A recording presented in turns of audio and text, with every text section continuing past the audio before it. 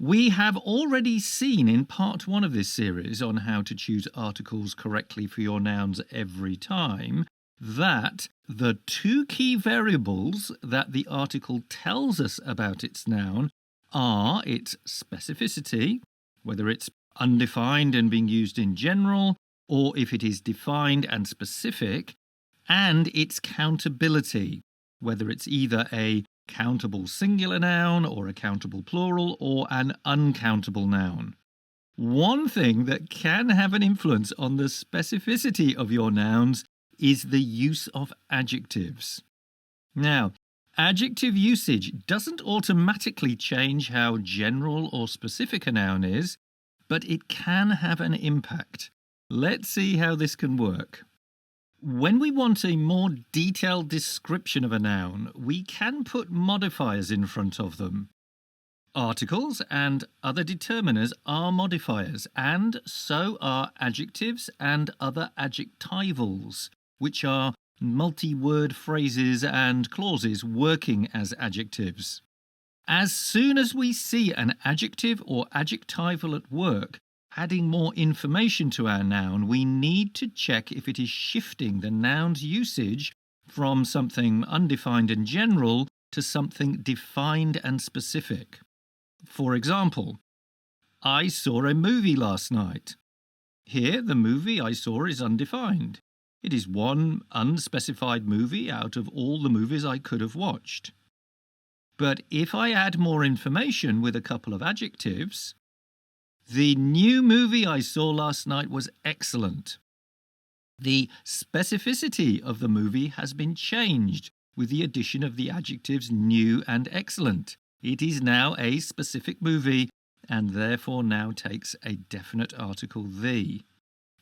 Now, adjectives come in 3 flavours. The base form, which simply adds a description to the noun, a tall sunflower.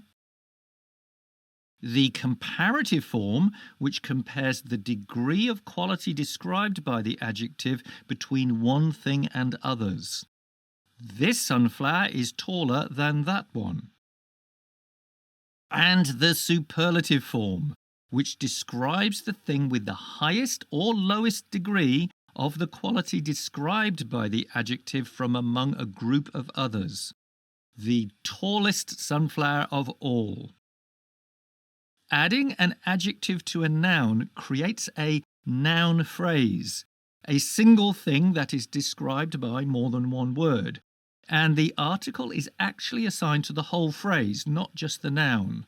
You can explore more about how articles work with phrases in the video linked below.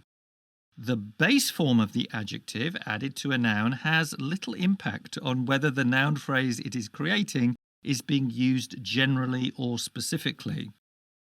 A good boy or the good boy are equally possible, and whether he is one good boy out of many in general or one specific or known good boy is something that will be defined by the broader context of the clause or sentence.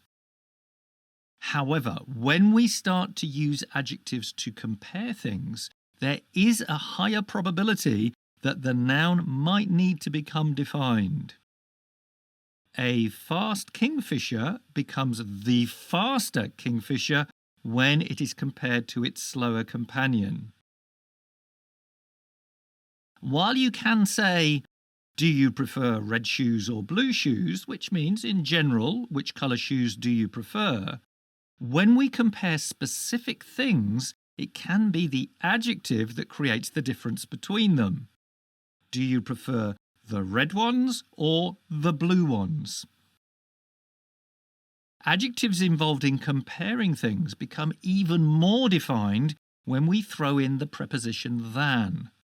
If one thing has more or less of a quality than another thing, it starts to get a lot more specific. For example, the rosé is definitely crispier and a little more floral than the Sauvignon. The younger Pinot Noir is fruitier and a little more earthy than the older Shiraz. In both sentences, the comparative adjectives used with the preposition than to describe the different wines are adding to the sense that these are specific wines we are talking about. Therefore, using the definite article works well for them all. Now, when our adjective takes a superlative form, it can only really use the definite article. When we use superlatives to compare the most or least of something with others in a group, we are creating a specific and unique thing. As in the sentence, "The most important thing in life is to be happy." Here, there is only one most important thing, so it is unique, and the definite article "the" is really the only possible choice. He is the slowest learner and the least attentive of all the other students in the class. Choosing the definite article makes sense here, because the one individual in the group that has the most or least of a certain quality is by definition specific and unique. And we do like to use "the" for specific and unique things. So to sum up the issue of adjectives adding a sense of specificity when they come together with nouns to make noun phrases, we can see that there is a scale.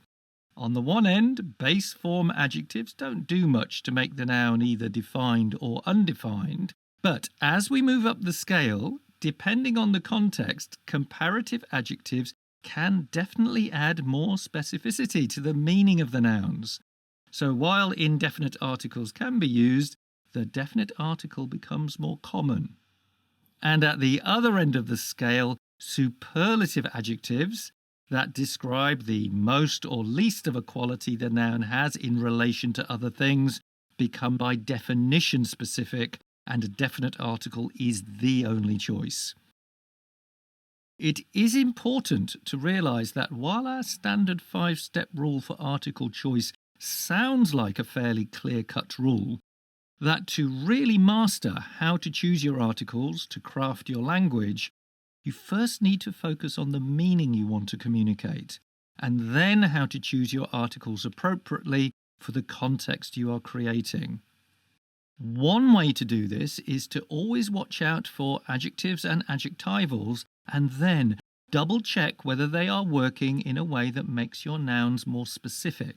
If so, make sure you use definite articles as required. That's it. In our next video, we are going to look at how articles work when there is more than one noun at work, which happens with compound nouns and phrases. And if you want to practice your articles choice skills further, you can also find lots of useful exercises in our Master Article Choice Challenge playlist. These quick exercises are designed for those of you working on developing more advanced language skills up to B2 and C1 levels, and are especially useful if you are preparing for an exam like IELTS or Cambridge B2 First or C1 Advanced. So click on to continue your learning journey. See you in the next one. Bye.